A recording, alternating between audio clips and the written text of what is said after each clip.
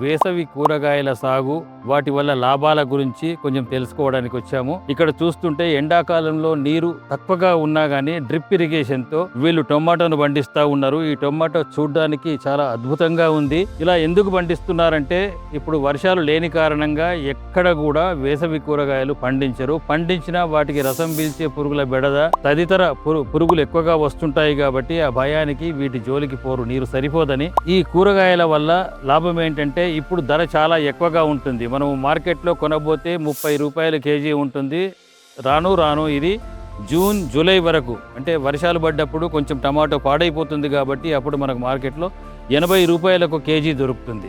ఇలా ఎకరానికి 3 లక్షలు వీళ్ళు సంపాదిస్తుంటారు. మన రైతులందరూ వివిధ ప్రాంతాల్లో నీరున్న రైతులు అందరూ పెడితే మళ్ళీ మనకు ధర రాదు. కానీ ఎక్కడైతే నీరు పుష్కలంగా ఉంటుందో వాళ్ళు ఇలాంటి వేసవి కూరగాయలు సాగు చేసుకొని ఎకరానికి లక్షల్లో సంపాదించాలని నేను అందరినీ కోరుతున్నాను. తదుపరి మరికొన్ని మంచి విషయాలతో మీ ముందుకు వస్తాము. మీ కిషన్ రెడ్డి. నమస్తే.